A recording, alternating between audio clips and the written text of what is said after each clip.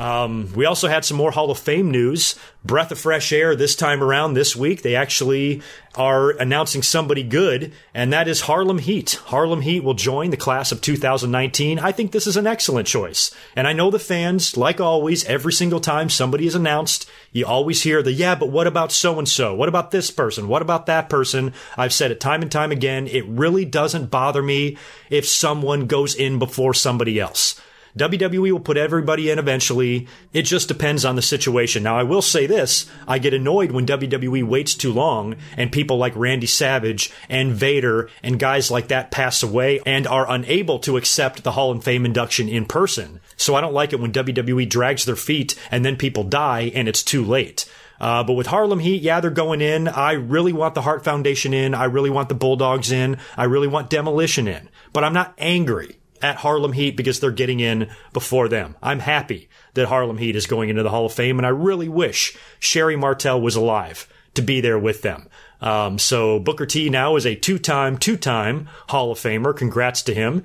And the other Hall of Fame announcement that we got the previous week, I was not up here doing a podcast. I did my live predictions last Friday for Fastlane, so I didn't get to talk much about Torrie Wilson also being announced to the Hall of Fame. It stirred up the fans' anger a ton. Everybody's, it's such bullshit that she's getting in before this person, before that person. And again, it's not something that really bothers me. I know that Torrie Wilson wasn't the greatest wrestler, but she really wasn't supposed to be. I think she is in the top 3 most beautiful women to ever grace a wrestling ring. My top 3 are Stacy Keibler, Torrie Wilson, and Miss Elizabeth. In my mind, there's never been anybody more beautiful than the 3 of them in pro wrestling. But I know beauty shouldn't be a factor as to whether or not you get into the Hall of Fame, but Torrie Wilson was a big part of the show. I'd be willing to bet she was on more pay-per-view posters than a lot of people currently in the Hall of Fame right now. And she was only going out there and doing what she was told. She's not booking bikini pillow fights. WWE is.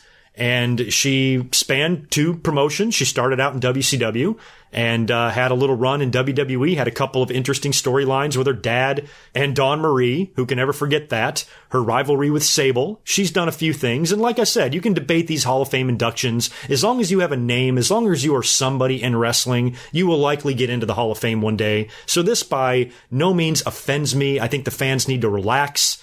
We know the Hall of Fame is a mess. We know it can be a joke sometimes. And I'm not going to waste my time getting upset if somebody goes in before somebody else. That's high school shit. Don't worry about it. Let it go.